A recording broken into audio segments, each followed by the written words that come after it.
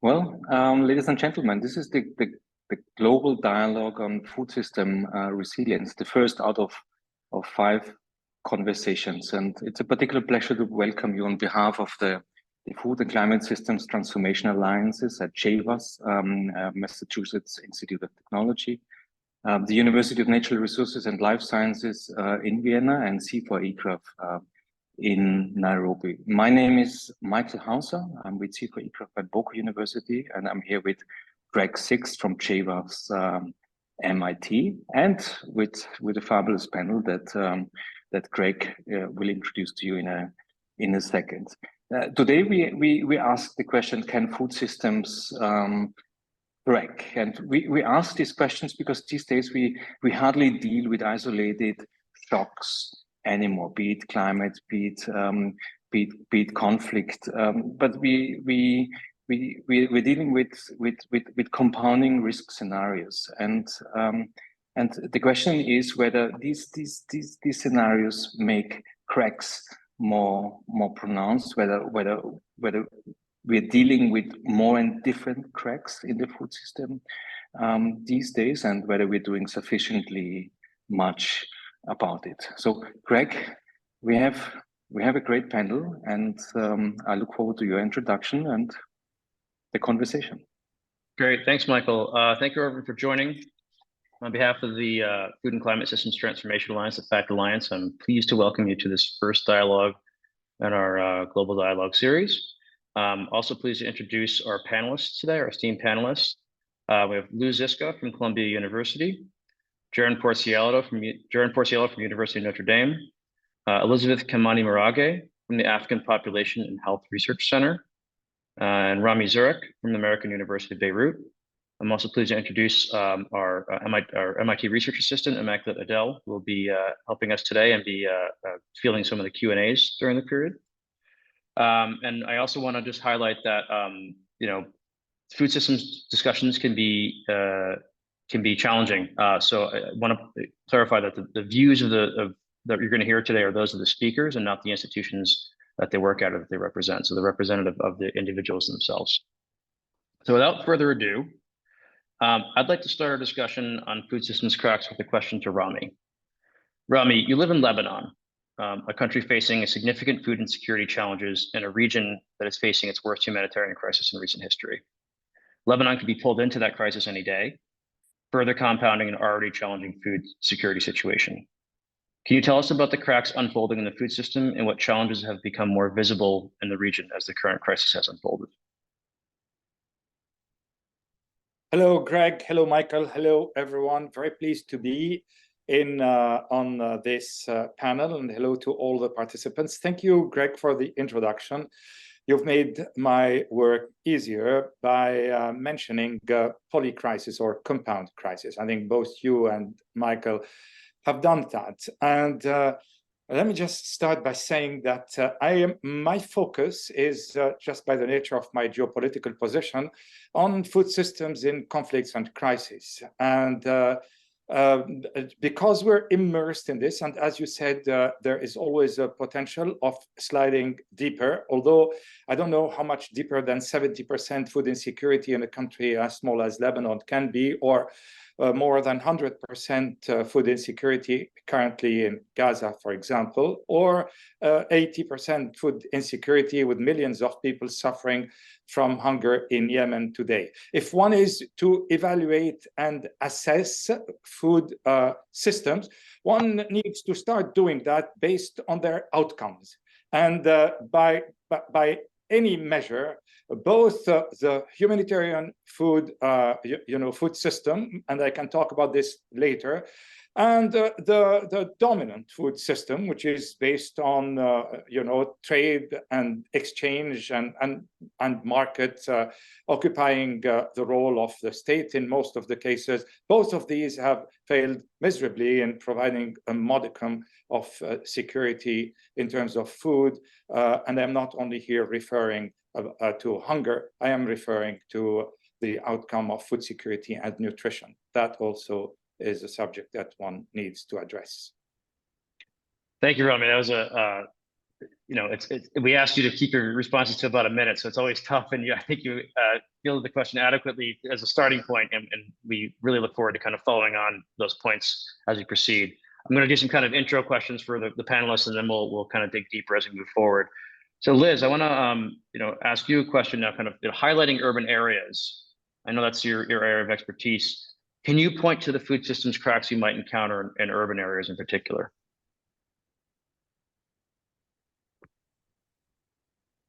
Thank you so much, Greg, and thank you also, Michael, for the introductions.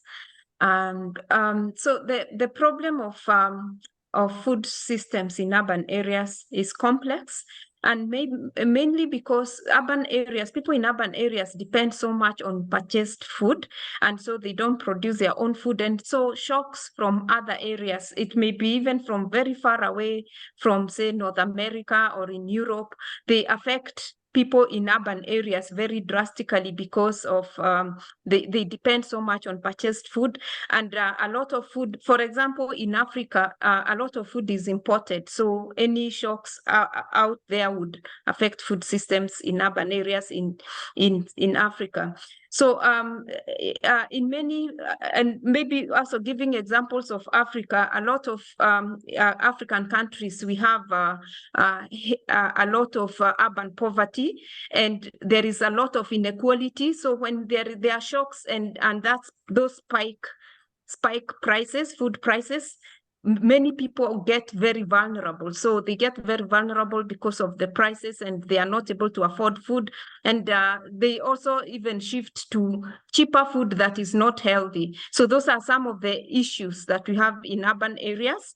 And but we have had also of food deserts even in developed countries. So not only in Africa, but even in developed countries, and vulnerability increases. Even with the crisis like climate change crisis, droughts and all that. Thanks. Thank you, Liz. And just for those, if you don't have your chat up, Immaculate just reminded everyone that as you hear interesting things, please feel free to submit questions in Q&A, and we'll pause throughout the process and address some of those questions. Lou, I'm going to move on to you, and your expertise is in plants and climate change. And so with the ongoing climate crisis, what can you tell us about the vulnerabilities in production and food supply where cracks could lead to breaks?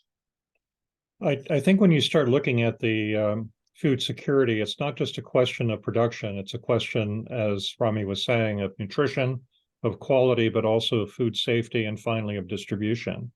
And all of those different aspects, the production aspect, the quality aspect, the safety aspect, the distribution aspect, are all impacted by climate change. If I had to look at various cracks, and there are a number of them, I would say the one that is of greatest concern to me has to do with water. Water is the absolute essential ingredient for food production to continue. And we are seeing unprecedented areas where drought is likely to occur or flooding is occurring. And at the same time, we're seeing an overdraft of groundwater and other surface water that is becoming less reliable over time. So countries in South America, for example, that depend on glacial melt as a source of water for pastoral and food crops, that's becoming more at risk. There are lots of indications that to me is going to be one of the major cracks in the system in the near term. Great, thanks, Lou. And Jaron, your work focuses on using AI and machine learning to understand food systems data and to better guide policy and development. From what you see in your work, what cracks are evident in food systems? Great, thanks, Greg. Good morning, good afternoon to everybody. Thank you for this panel. So maybe building a little bit on what Ramnia, Liz, and Louis have just described, I think we see different cracks depending on where you live, who you are, and what you have access to, right? And so looking at basically how food systems impacts different people and how we, kind of the scientific and the international communities, are really responding to understand those differences. And so for me, I look at trying to understand those differences through practices of data collection, right? So going down to those individual details within papers and better understanding, well, who are we talking about? How are we talking about them? And what data are we ultimately collecting, right? And so this becomes a really interesting issue in terms of understanding patterns of data collection. And what I can say is, based on analysis of 6 million articles over the past 15 years, only about 3% of all of the literature that we're producing really focuses on small-scale farmers, farmers' families, in the places where we see climate and food insecurity as the most prevalent, right? So I do think when we talk about food systems cracking, it's really important to think about how they are cracking for different people in different ways over time and over geography. Thanks. Thanks, Jaron. I just want to briefly touch base on, one of the common themes I heard was really on the impacts of trade and how ripple effects can occur throughout the larger system. And Jaron, that figure on literature and the lack of focus on smallholders really is quite shocking. And so, setting the stage for a really active conversation here, I want to hand this off to Michael now for some additional questions to some more complex scenarios. Yeah, well, and Jaron, we're gonna come back to the 3% in the second half of this conversation. That asks whether we're doing sufficiently much to address some of these cracks. But I would like to better understand the linkages between what's currently happening in the Middle East. And Liz, you're working in urban areas, and we know that especially urban dwellers are particularly sensitive to food price rise. And then Lou, I mean, you know well what's happening in California, what has happened in California, which can happen anytime again, kind of another drought. How are these different scenarios happening at different parts of this planet, concurrently perhaps, or sequentially, impacting us? Is that a new quality of cracks, or is it just bringing all these cracks onto the screen, and we just haven't seen them before, but they've always been there before? Rami, how do you see the ripple effects coming from the Middle East? Yeah. See, the region imports 80% of the calories it consumes as a whole. It houses about 600 million people who are totally reliant on trade. The ripple effect, of course, is enormous. Should any conflict happen anywhere on the planet, should any crisis, such as the crisis that we have seen, the poly crisis we have seen in 2008, impact the world in any place, the first region that is going to suffer from it is this extremely volatile region, which is the Middle East region. Now, in the region here, just to link with the issue of inequality, of course, not everybody is equal. There is a very large number of countries that can afford, and a very large number of countries and people within countries who cannot afford. Then you see that the problem becomes exponential, affecting both hunger, malnutrition, and undernutrition. Do you foresee anything like a black swan event?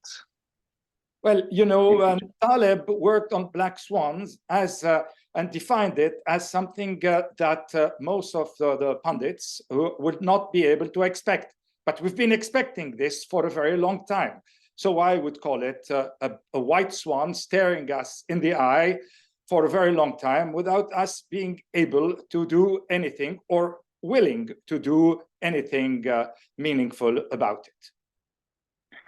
All right, thanks, Rami. I want to turn this question to Lou. Black swan, worst case scenario. What are you thinking of?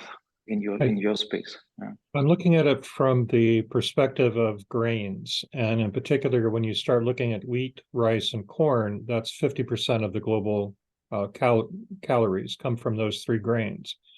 Those grains are produced in certain areas that are breadbaskets, if you will.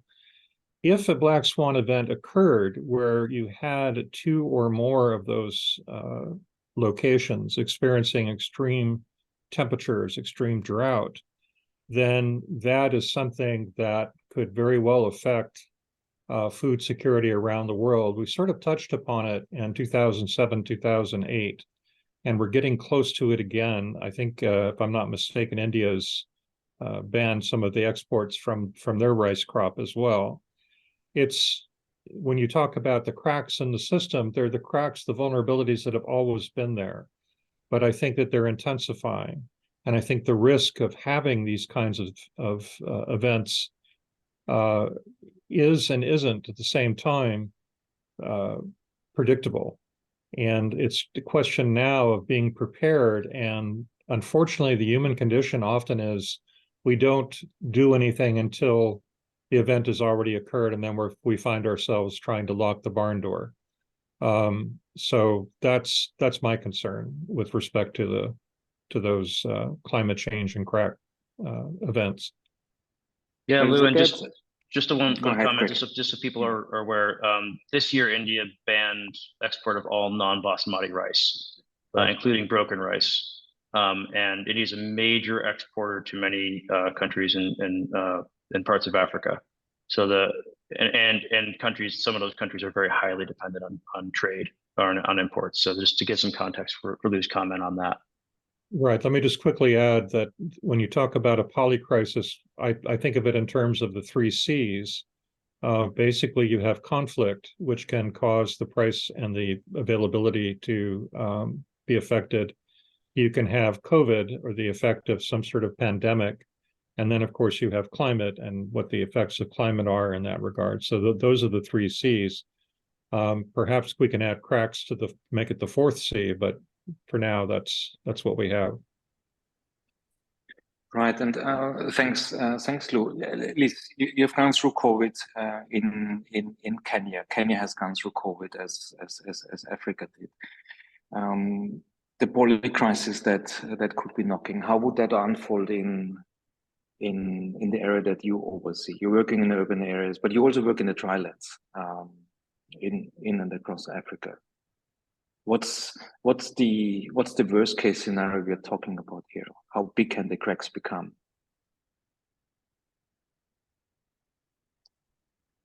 Yeah. So the cracks can be very huge, and especially for vulnerable populations.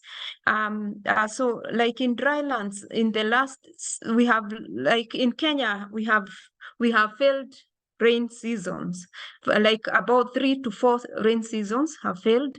And so in the last several years, we've had major crises with droughts, and this has caused a lot of issues with food insecurity.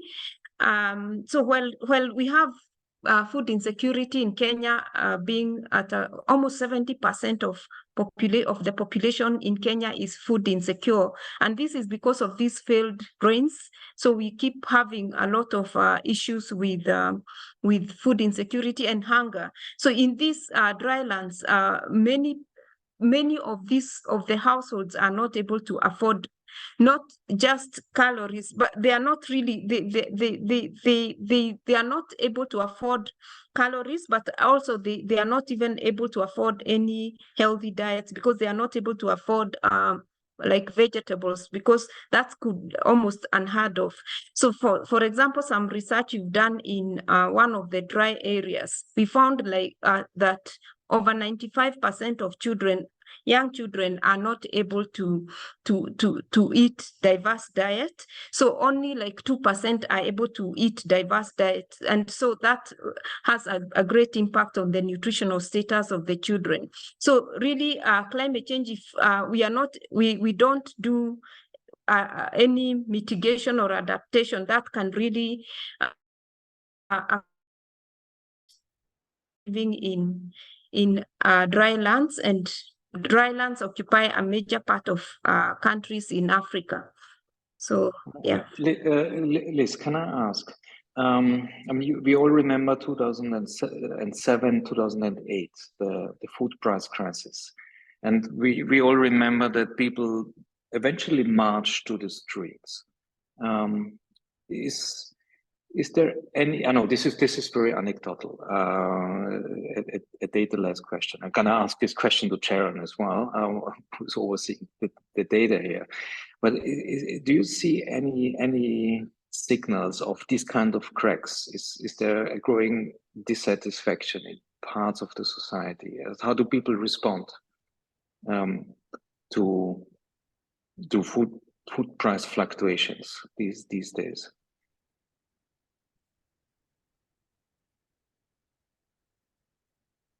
Michael, this is to me, right? It's to anyone, I think. Yes, it's to anyone. It's to anyone. Yeah. Okay, I may come in if you want and say a few words, because we've been having a lot of this, considering that the money in Lebanon lost in 3 years 1,000% of its value, one of the biggest food inflations in the world. And so, you know, everybody's aware of coping mechanisms. The most important coping mechanism, of course, the immediate one, is to purchase lower quality food and to rely more on grain-based food, so wheat, eliminating meat or fruits and vegetables from the diet. Now, this may work as a coping mechanism for a short time, but in places where you have this going on for 10, Syria, 11, 3, 4 years, Lebanon, 8 years, Yemen, and so on and so forth, the impact on the development of the future generation is not yet totally known in terms of micronutrient, but whatever is known is absolutely chilling and scary. That is chilling and scary. Jaron, I see that you've unmuted. Yeah, just to come in on that and I think support what Rami is saying, I think we also see one of the coping mechanisms is who in the household is taking the brunt of food insecurity, right? And that tends to fall more on the women in the household at all levels, right? So looking at sort of the conditions that has on women and girls. And maybe Michael, just anecdotally, you were speaking about sort of anecdotal evidence. I was in a workshop recently with some researchers who are focused on understanding the role of traditional and orphan crops on food security and the role that they play, particularly in the lean seasons. And I was struck with one of the comments that a participant made, which was, you know, we're now in a time, given all the climate crises, all the poly crises that we're facing, all we want to do is we want to understand how to tolerate things, right? And I thought this idea of tolerance as now a coping mechanism as well as a strategy is something, maybe that's something for us to really think about, and it's worth considering. It is, and I would like to take this up also in the second half, which start in a minute. Greg, take us there. Yeah, so before we move into the second half, we've had some questions in the Q&A. So I'm going to open the floor to Immaculate to highlight some of the questions that the panelists can answer. Thank you so much, Greg. We have a couple of questions on this account. We're having a bit of a hard time hearing you, Immaculate, sorry. Okay, right. Better. Better, yeah? Yeah. Okay, so we do have a couple of questions. The first one is, to what extent is the food system crack due to climate change? What sort of government policies should be in place to make the food system more resilient to such risks? And also, this is specifically to Jaron. Could Jaron give a few more details on the literature review she mentioned? What was its objective? The fourth one, and I think I'll stop here, then we bring it to the panel, is what we see right now is in Palestine and continuing for more than a year in Ukraine is military action causing massive food system disruptions. Have we been underestimating the importance of military power in our analysis of food system vulnerability? Should I stop there? Or? Yeah, and we may ask you to repeat some of them, but I think since there was one question specifically directed at Jaron, let's go to her with that. And then Lou, I wanted to ask you about the climate change question from a crop standpoint, and then we'll kind of start to go into more to social systems side from that. So Jaron, if you could go. Sure. So no, I'm happy to do that. So this figure comes specifically from work we did in Series 2030, which was a collection. I'll post the link in the chat. But the objective was really looking at what's the nature and the extent of the evidence that we have to support SDG 2.3 and 2.4. So to unpack that a little bit, understanding the data that we have to promote increased incomes for farmers while at the same time protecting environmental resilience. And so this was a research project across 85 researchers in 23 countries. And I can put the link in there. But more significantly, we've done the same analysis now using AI on data coming from CABI. So CAB Abstracts is a database many people are familiar with. So we've tried to turn that database inside out to understand what's really in there. What are we researching and what are we talking about? And we're finding the same general trends and figures in that analysis as well. And that report will be out at the end of the year. But happy to put this in the chat as well. Thanks. Thanks, Jaron. Lou, I just wanted to ask you kind of from the crop standpoint, there was a question about to what extent are food systems cracks, due to climate change, and how much of it ultimately is direct impacts on crops, and then how much of it is kind of more social oriented. It's a tough question to try and address. I can't give you an exact percentage of how much of the issue is related directly to climate. I can get you a sense of how the sort of past history with respect to food security has been for these major crops. You have, during the Green Revolution until the aughts, basically an increase in terms of production. What we're seeing now is a sort of a flattening of the curve. But what's of concern for me is that curve flattening is not a straight line, it's an up and down line, where you have very good years followed by very bad years. And so that is something that is of concern, in part because the population is still going up. And when the increases that were part of the Green Revolution are basically flatlining, then that puts an additional strain on how much we can produce. And then when you add the lens of climate change on top of that, then it becomes much more problematic. And it should be something that we should be in the forefront of research. But unfortunately, at the moment, it isn't. A lot of the research that is being done is very sporadic, depending on country and depending on the focus. China, for example, probably leads the world in terms of ag research. The US, which has the resources for doing it, does not. So it depends on country, it depends on incentive, but there's a lot that can be done with respect to work to begin to address some of these climate constraints, particularly for major crops globally. Great, thank you, Lou. I was curious. That's a really good insight there from the crop standpoint too. And then the question on conflict was phrased as what we see right now in Palestine and for more than a year in Ukraine is military action causing massive food systems disruptions. Have we been underestimating the importance of military power in our analysis of food systems vulnerability? And I want to expand that question a little bit and then pose it to both Liz and Rami. I would say military power and political instability. So, whichever of you wants to respond first, and then I'll let the other reply as well. And that question is to Liz and Rami. So I can start if you want, because sure. I'm just here. And I just want to, and I'm sure Liz will confirm that whenever you're in the middle of a major crisis like an earthquake, because don't forget we just had an earthquake a major earthquake in the region less than a year ago, with ramification in Syria and all the way down to Lebanon, or in a war, because we tend to have wars as a recurring event, as a chronic situation, then the entire knowledge that we have about food systems, about hindrances to them, about cracks, makes absolutely no sense. I'm exaggerating here to drive the point home very well.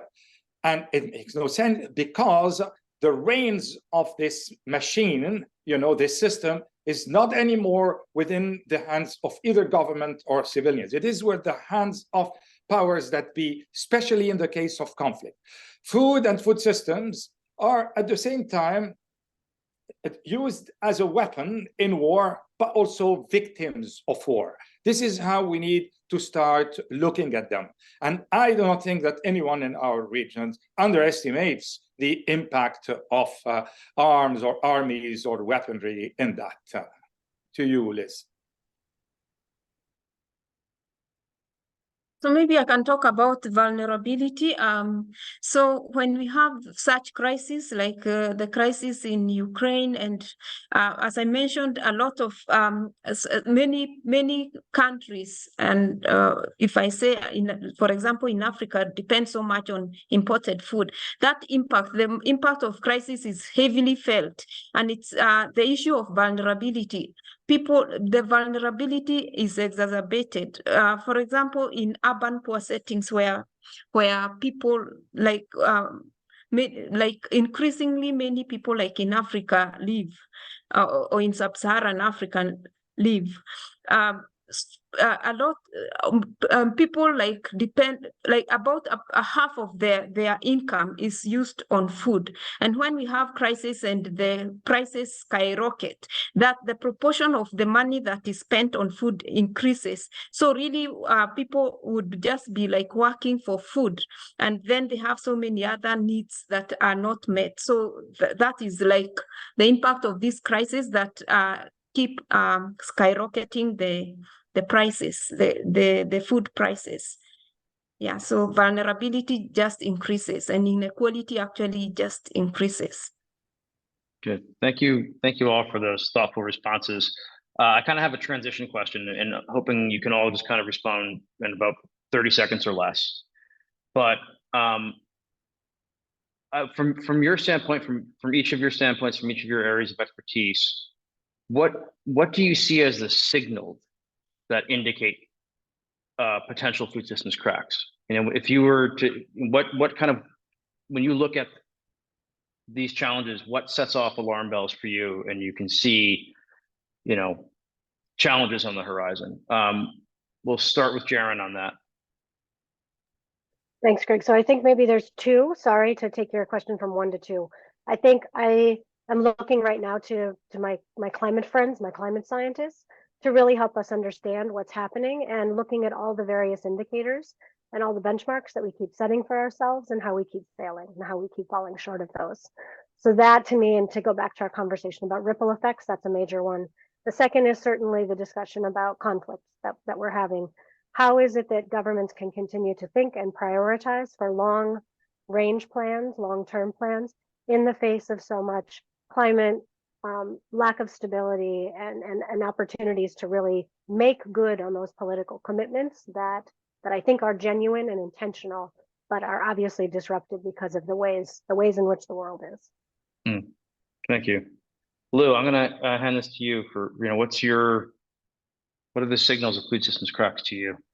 The obvious one is probably price and availability. One of the things that struck me on a report from Yemen, I don't remember what media channel it was on, it says there's no shortage of food here. And I was like, what? They said, yeah, and they went to a market and they showed lots of food, but nobody could afford it. So to say that it's not, there's plenty of food when it's a question of price and affordability, no, to me, when the price, I've done a lot of work on rice, and when the price of rice starts going up, to me, that's a clear bellwether, ring, loud alarm that things are not going right, and that there's likely to be a crisis. And that crisis, if I recall, from 2007 and 2008, was when the price reached a certain level, then a lot of riots and marching in the streets occurred. Thank you. Liz, your thoughts on what signals of food systems cracks might be? Yeah, so it's projected that the world will be about 70% of the world will be living in urban areas, and the increase in urban population, the proportion in urban population will increase, especially like in Africa, and where there is a lot of inequality. So, for example, 60% of the population in Africa will be living in urban areas, but we have growing inequalities, growing poverty, and so for me, I see the problem will be that so many people will be living in urban areas, but we still have very high levels of inequality. And if we still have the issues of climate change increasing, then we are going to have major issues with food insecurity for the urban people, because majority will be living there, and then the crisis of climate change will be impacting on a very huge population. So it's that urbanization and increasing inequality. There's two, yeah. Rami. So in my region, so like that's about 1 billion people take, live or take, and the main cause of food insecurity, and I'm talking about the region like from Afghanistan all the way to Morocco, passing through Somalia, and Yemen. The main cause of food insecurity is war, conflict, occupation, and therefore, the signal that you're always looking for is the build-up of geopolitical tension. And unfortunately, these are easy to see. The immediate reaction of the international community, of course, is to start packing boxes, which is fantastic, super welcome, and we thank them for that. But it doesn't seem to be doing sufficiently the job it is assigned to do. There has to be something else that needs to be looked at there. Thank you. Thank you all for that. Michael, I'm going to hand it off to you for a bit and have you ask some further questions. On solutions, let's just have a follow-up question on Rami. Rami, you mentioned food as a weapon of war. What do you want from the international community to solve that? What would be your top one measure? So, Michael, I'd say that it's one needs to define what we mean by international community, because if the international community is everyone, including other poor countries that have nothing to do with any war mongering, then the UN. Yeah, let's narrow it down. Is a part of the international community. I think the UN should work as hard as it works on humanitarian aid, which is very welcome and much thanked for. It should work as much on this as on stopping wars, occupations, and conflict. This truly, if you really want to end this has to become the top priority. So how to do that? I mean, a ceasefire in Gaza wouldn't do any harm, right? Right. If you really ask me to give you an example, I think we're in the middle. We're swimming in the middle of an example.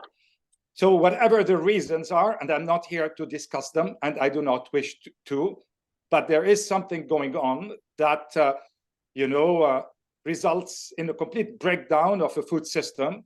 And I'm asked to say, what can the UN and the international community do? And I'll tell you, well, stop the war.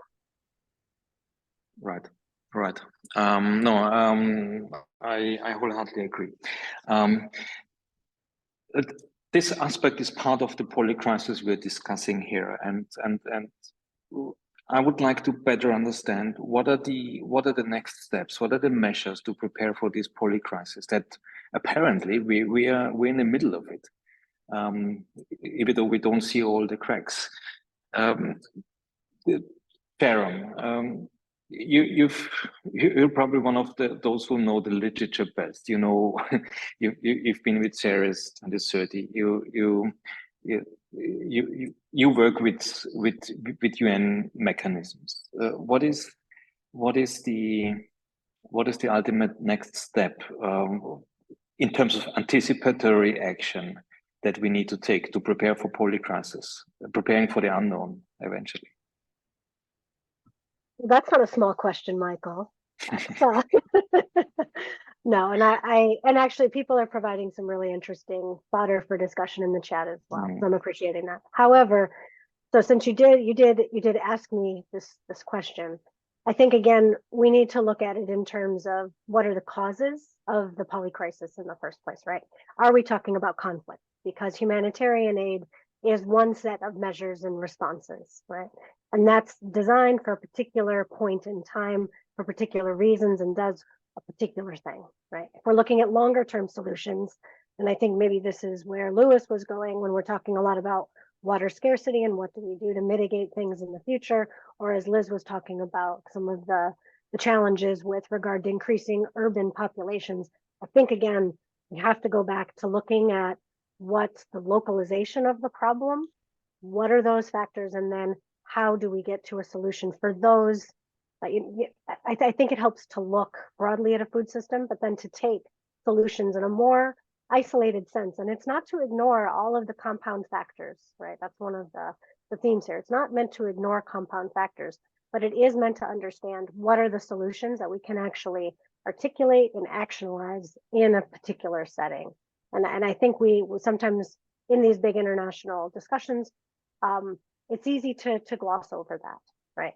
So let me just give one quick example. If we look to examples from the gender community, I do think that the level, the sophistication, the understanding of the problem set to know that women are different in different contexts, and that we have to apply solutions that are good for an entire community, but do benefit a single mother or a family or a young woman versus an old woman. I think that's the level of sophistication that we really need to get to in order to think about how to fill in many of the cracks that we see in the food system. Thanks. All right. So Jaron, let's break that down, and I'll move the question to Luis and then to Liz. We have had a few pointers on governance and what we actually want the state to do in order to prepare for polycrisis. Looking at the US, Luis, are you in a position to say what your top 3 priorities would be that you in the US have overlooked? Kind of what's the elephant in the room here that you want to share? And the same question goes to Liz afterwards. Yeah. And if you don't want to speak about the Kenyan government, what you want from the African Union? Kind of what are the things that we have to put our attention on now in order to prepare what's knocking on the door in 5 or 10 years? Lou. There are several there. I think if I had to list them, it would be both in terms of genetics and in terms of corporate domination of food systems. So let me begin with genetics.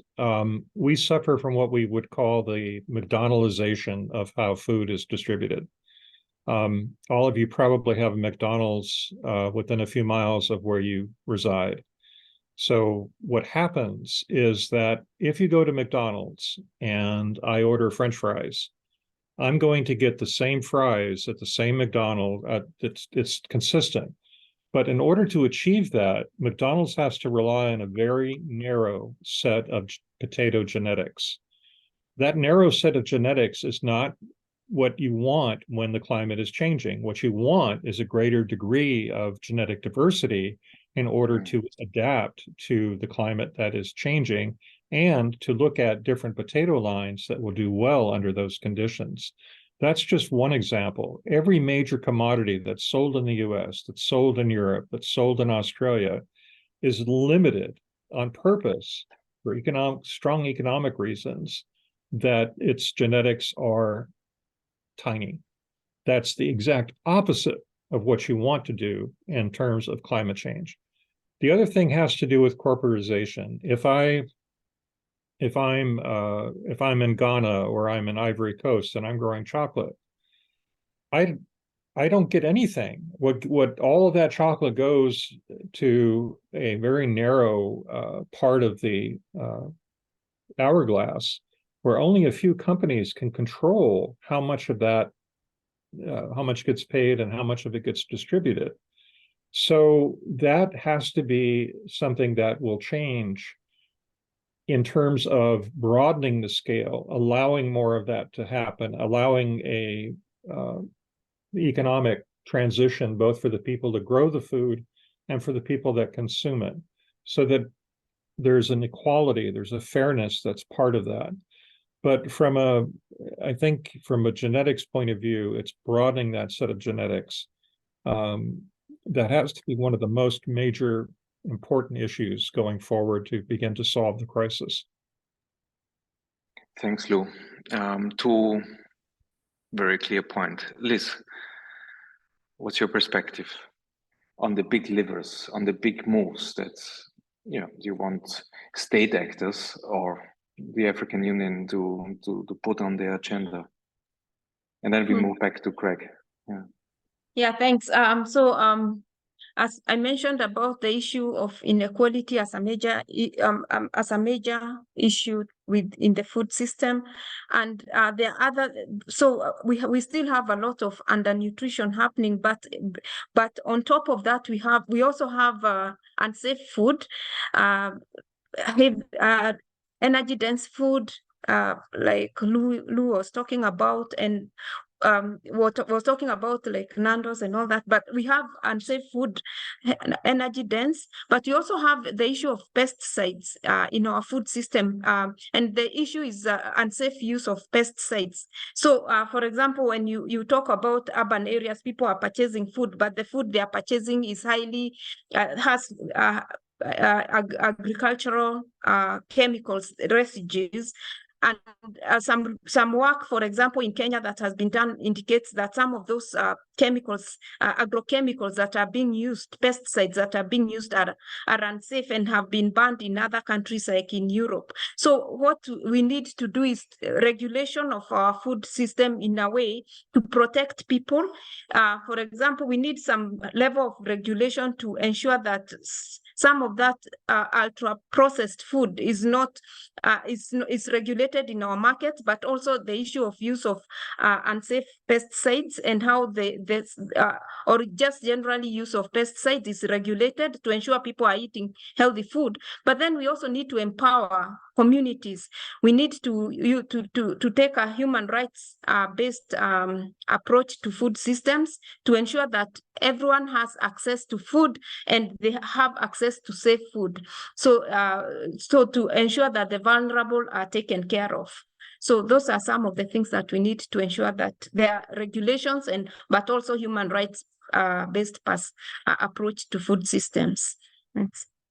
Right. So the also agency as one of the first pillars of food security, right? Mm-hmm. Thanks a lot, Liz. Greg. Yeah, this has been a great discussion, and it's amazing how fast it's gone by. So we're running towards the end. So I want to take a few moments at the end to ask Immaculate to kind of pick or summarize a couple questions from the audience. 3 or so is probably all we have time left for. It's a difficult task because there's a lot of questions and they're still coming in. But Immaculate, if there's a couple you could potentially highlight for the panel, yes. We'll see what we can get answered. Yeah, thank you. There's a question. Since there's a major division of opinion about the best pathway for food security, one pathway is agroecology, food sovereignty, territorial markets, and the other pathway is doubling down on industrial, green revolution agriculture. What is the view of the panelists as the best way to address growing cracks in the food and farming system? Another question is, from your experience, to what extent are the early warning systems which exist for both climate and seasonal forecast? So let's take the first question first, and then we'll come to the other one, so it's fresh in people's minds. So let's open that up to anyone who wants to respond, kind of the different pathways. Lou, I saw you just went unmuted, so I'm going to call on you. Right. There's basically, you grow food sort of 2 general areas. One is intensification, where you have the same plot of land, but you figure out how to get more food out of that. The other way is called extensification, where you take areas that have not been grown for food, you detop them, you deforest them, and you grow food on them. The best long-term way is to do the intensification, which was part of the Green Revolution. However, to not do it in a way that is limited again to its genetics. The two main ways that we move forward are changing our genetics, changing our management, and trying to increase intensification by repeating the same mistakes that were done in the Green Revolution is not the way to achieve that. On the other hand, here's an example. If I can look at what's happening below ground to begin to improve that long-term soil health, not just adding different pesticides, not just adding different amendments, but looking at the soil biota in a way that will influence it to make it more rich and then to grow more over the long term so that it's more organic matter, it's more soil microbes, so more ability to fix nitrogen. Those are the kinds of long-term research areas that will improve soil health that can favor intensification. And I'm sorry to go on, but I could go on for a lot longer. I'm an academic. So, but hopefully that will give you a sense of that's just one area that we could really improve in. So you're saying that those two aren't necessarily mutually exclusive, that there's opportunity for agroecological principles with intensification. Okay. Absolutely. All right. So I'm going to move on to another question because we've got 5 minutes left. So Immaculate, if you want to ask the next question, and whoever responds first can take it. From your experience, to what extent are the early warning systems, which exist for both climate and seasonal forecast and also on conflict, work to mitigate the impact of shocks? Could you all hear that? Jaron, I saw you went unmuted. So we'll go Jaron and Rami and then closing remarks. Could you say that again, just? Sure. From your experience, to what extent are the early warning systems, which exist for both climate and seasonal forecast and also on conflict, work to mitigate the impact of shocks? Okay. If you don't mind, I'll say a couple of words because sure. there's something there is a point that urgently needs to be made. That's not very related to the question, but it absolutely needs to be made in the context of the work. First, I want to say that I agree with Louis with everything he said. I just need to also make the point that approaching this from a purely productivity or production or agricultural aspect is not a food systems approach, because diets and the entire architecture of consumption is a huge elephant in the room here that we have hardly touched upon. We cannot continue whatever means, whatever agroecological means or other we choose to adopt. We simply cannot continue to consume the way we do. You just have to look at the Eat Lancet Commission report and at the next report that's coming and at myriad reports to that. So if we want to approach all of this from a food systems perspective, this has to be more than the food production system perspective. Saying that, I agree with Louis in everything he said. As for early warning, I'm going to leave this to someone else because that's, I have belabored the war and conflict points, and I think other people need to make the point for climate and else. Okay, thanks, Rami. Jaron, I saw you went unmuted with the early warning, so I want to give you a chance to comment on that if you want to.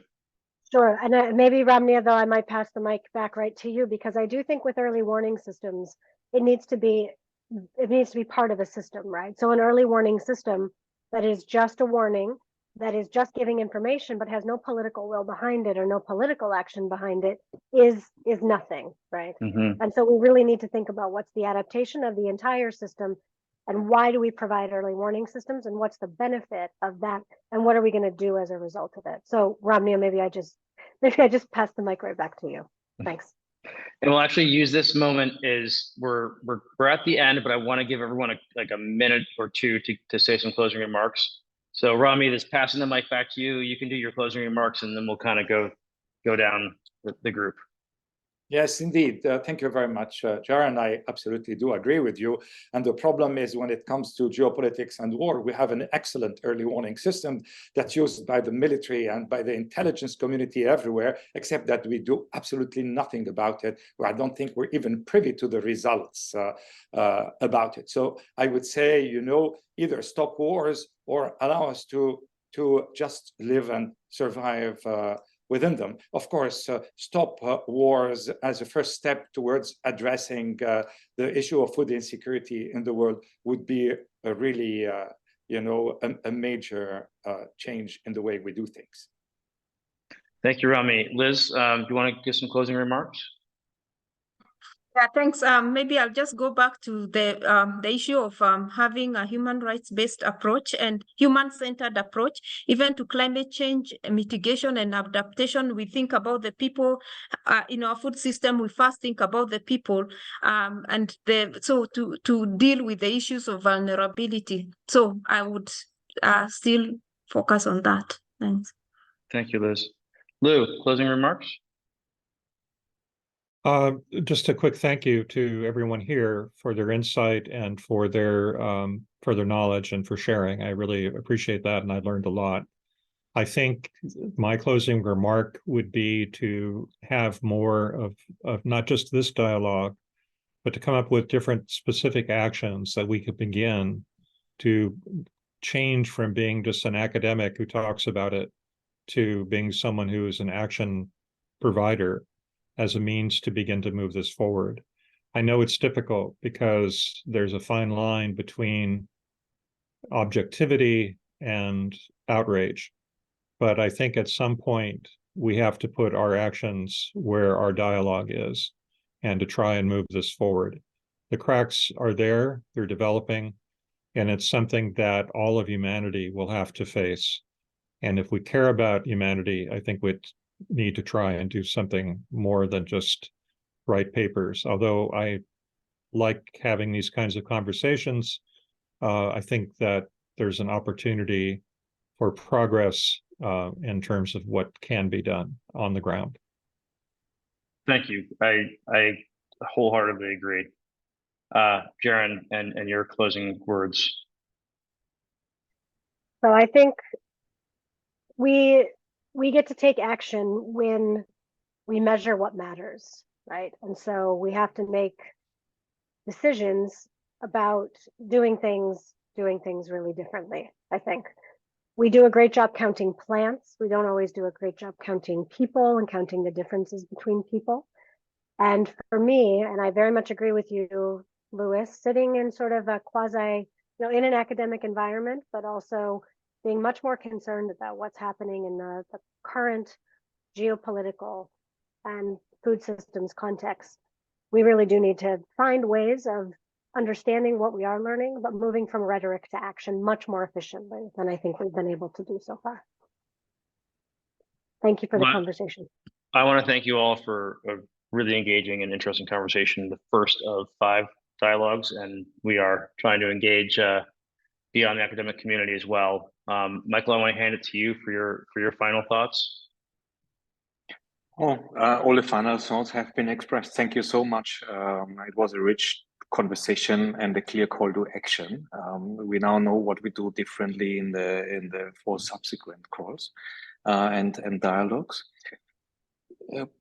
That's the beginning of a conversation that should eventually lead to action in that little space we can oversee. We won't change the world through this, but we can change the way we think and act at our universities, in our institutes, NGOs, and on our farms, wherever we are. So thank you very much to you all. Thanks to the audience for all the questions. Immaculate, if you can come back to the screen for a second, please. Thank you for managing those. My sincere apologies to all those questions that we haven't answered. We will take note of those.